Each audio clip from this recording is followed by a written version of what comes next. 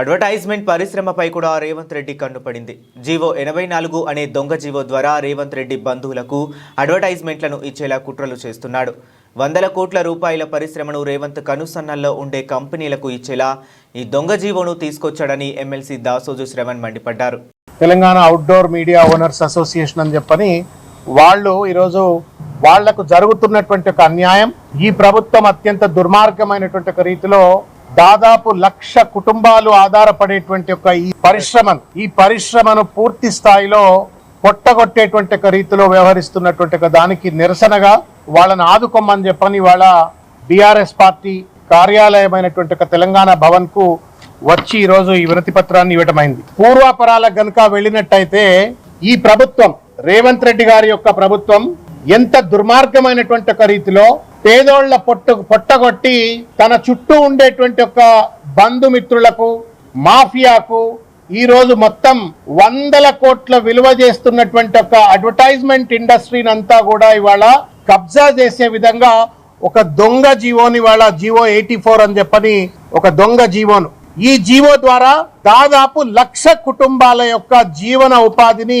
Sadist మనస్తత్వంతో రేవంత్ రెడ్డి గారి ప్రభుత్వం విచ్ఛిన్నం చేస్తున్నటువంటి ఒక పరిస్థితి.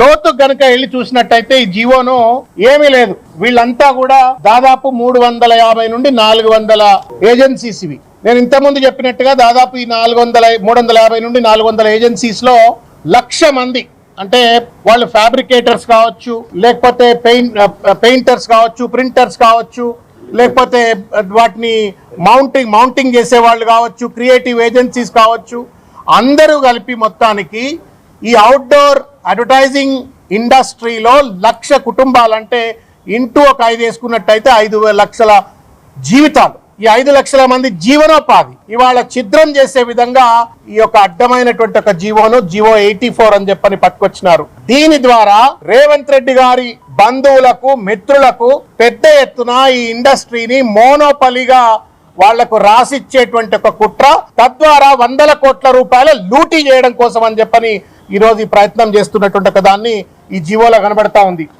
ఈ జీవో ఒకటి మొత్తం మీద టెండర్ల ప్రక్రియ అని ఒక గూడుపుటాన్ని నడిపించి కేవలం ఒక 3-4 కంపెనీలకు, కేవలం రేవంత్ రెడ్డి గారి కనుసన్నల్లో ఉండేటువంటి రేవంత్ రెడ్డి గారి బంధుమిత్రులైనటువంటి ఒక వాళ్లకు 3-4 సంస్థలకు మొత్తం హైదరాబాద్ అంటే ఇవాళ సైబరాబాద్, మల్కాజ్గిరి, గ్రేటర్ హైదరాబాద్ ఈ మొత్తం పరిధిలో ఉన్నటువంటి ఒక 100 కోట్ల రూపాయల విలువ.